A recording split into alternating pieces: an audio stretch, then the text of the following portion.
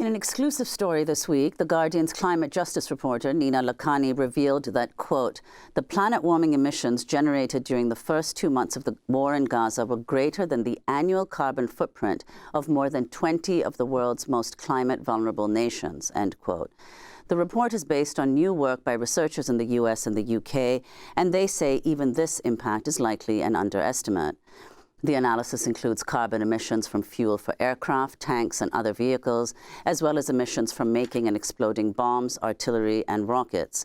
It also showed that US cargo planes flying military supplies to Israel accounted for nearly half of all the carbon emissions. For more, we're joined in New York by Nina Lakhani, senior climate justice reporter for The Guardian. Her story is headlined, "Emissions from Israel's War in Gaza Have Immense Effect on Climate Catastrophe." Also with us in Bethlehem, in the occupied West Bank, is Hadeel Ikhmais, who's featured in the report, is the head of the Climate Change Office at the Palestinian Environmental Quality Authority, their office based in Ramallah. We welcome you both to Democracy Now! Nina Lakhani, lay out exactly what you found.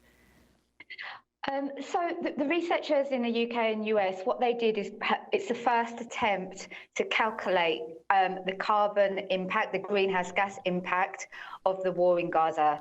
So so information about militaries and about war is very hard to come by because governments don't release this data themselves.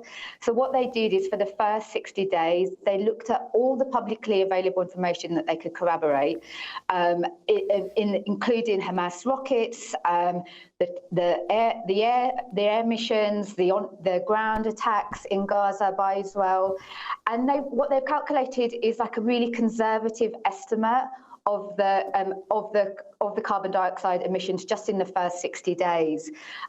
What they also did is they looked at sort of gave us a snapshot of the occupation. So they looked at the carbon impact of the Hamas tunnels, which have been constructed since 2007, 2008, and Israel's Iron Wall.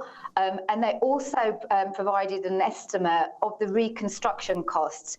So the conservative estimate they've used is that 100,000 buildings have been destroyed in Gaza so far, and the amount of carbon dioxide that will be generated through the reconstruction of those buildings, if that is allowed to go ahead in the coming years. Hadeel Ikhmais, you spoke to Nina for this Guardian report, and you told her, and I'm quoting, "Among all the problems facing the state of Palestine in the coming decades, climate change is the most immediate and certain, and this has been amplified by the occupation and war on Gaza since the 7th of October. So, Hadeel, if you could lay out what were the climate crises that Gaza was confronted with, that Palestine was confronted with, that have now been exacerbated by this now almost 3-month-long war? Well, we've done through the last years, before even becoming a party to CCC in 2016, we've made a lot of research and a lot of studies to find the climate scenarios. And after joining the UNFCCC and ratifying and signing Paris Agreement, Palestine had three very worst, we call them the bad, the worst, and the worst scenarios of climate action in Palestine regarding the heat waves, the drought, the high unprecedented temperature, the dryness in the rainy season, and also all these fluctuations in the rainfall and the temperatures and the increasing of the heat and warm periods, and the decreasing and the colder periods. All of this will make a transformation to the way of life, the Palestinian, from securing the water and also the food security. Because Palestine is an agricultural country which relies on the agriculture sector, mainly the olive and livestock, as the first income. So all these fluctuations and all these climate scenarios will negatively impact the livelihood and the basic needs of the livelihood in Palestinians in both West Bank and Gaza. And we've done assessment to both the high priority sectors that are vulnerable to the climate action in both West Bank and Gaza, and these are 12 sectors, among them the water and the food security, with occupation line by line on the land in the West Bank and Gaza will exacerbate the problem by making it very difficult to the Palestinians to adapt and to be vulnerable to these changes. For example, the land confiscation, the water resources restriction, the abstraction from the groundwater, the zero shares from the surface waters to the Palestinians. Hadil, also, Hadil, I wanted to ask you about the impact that comes from Israel's destruction of renewable energy projects in Gaza. Can you explain what they are? Yeah, this is true, and this is very. We've been working through the last 10 years on finding energy security resources and water resources from unconventional ways. For example, wastewater treatment, desalination in Gaza, a lot of renewable energy, solar panels, in order to find another resources to Palestinian in Gaza. But with all these, and they are in different shapes. For example, there are big projects, small projects, some entrepreneurship, some small projects for small villages or neighborhoods. All of these, or basically most of them, were being destructed from the airstrikes and from the war and the last bombardment. Among them, one big project funded from the World Bank and also from the Ministry of Finance in Palestine. Most of these solar panels were destructed.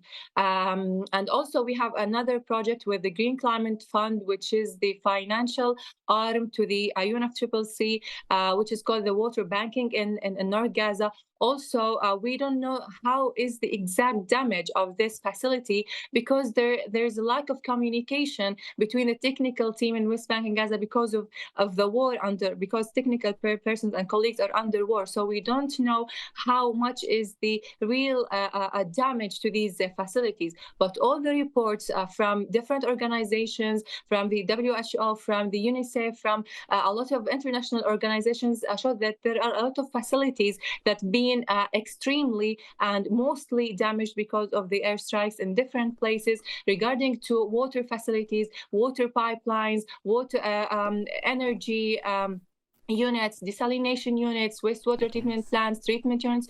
All of them were basically partially or completely destructed by the airstrikes. And all of these things make it very challenging against combating climate change, because we need those infrastructure to be able to have this adaptive capacity to have water from unconventional resources, energy security, also the health sector that's been targeted by targeting the hospitals and all the main facilities for treatment. Hadil, I wanted to bring Nina in for the last minute and ask you, we just talked about the International Court of Justice and the case that's been brought before them today.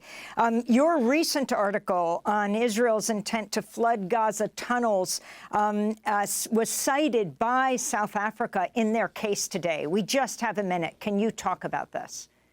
I mean, I think the targeting, it's been cited as sort of evidence of the collective punishment. You know, there is no life without water and food, and any targeting of water and food resources and supplies, as argued by South Africa, is evidence of genocidal intent.